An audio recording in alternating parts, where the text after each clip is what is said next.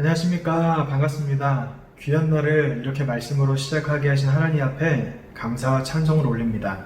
이 말씀을 통하여서 우리가 하나님의 뜻을 알아 아버지의 뜻대로 살아가는 하루가 되기를 원합니다. 오늘 우리에게 주신 하나님의 말씀은 열왕기하 24장 8절과 9절 말씀입니다. 열왕기하 24장 8절과 9절 말씀입니다. 봉독하겠습니다. 여호야긴이 왕이 될 때 나이가 18세라 예루살렘에서 석 달간 다스리니라. 그의 어머니의 이름은 느우스다요 예루살렘의 엘라단의 딸이더라.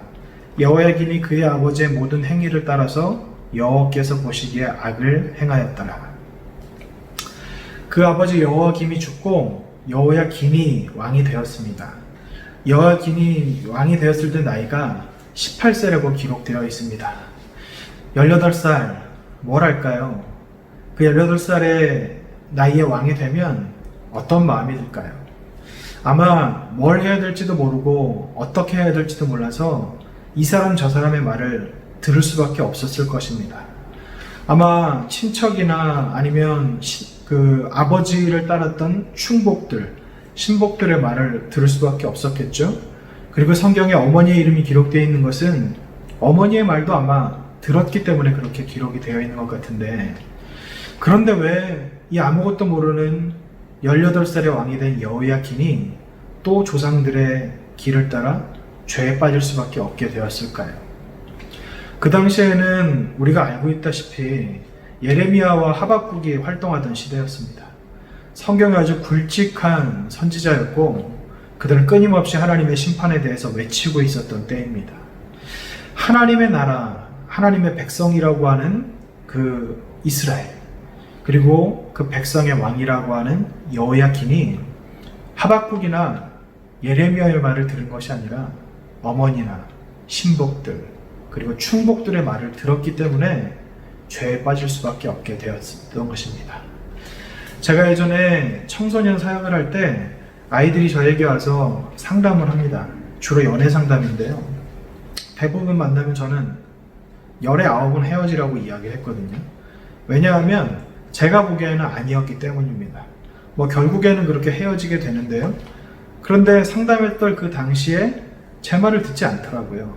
거의 대부분의 아이들이 자기 뜻대로 하고 나중에 제가 말한 대로 되고 나서 그때 전도사님 말씀을 따랐어야 되는데, 그때 목사님 말씀을 따랐어야 되는데 라고 하면서 후회합니다. 혹시 여러분들도 이런 모습을 가지고 있진 않습니까? 성경에 하나님이 말씀하시는 바가 있는데 이 말씀에 귀를 기울이는 것이 아니라 다른 곳에 우리의 생각과 마음을 두고 하나님의 말씀을 등한시 여기고 그리고 내 뜻대로 살다가 결국 후회하고 하나님 앞에 돌아오는 경험을 해보신 적이 있으시진 않습니까?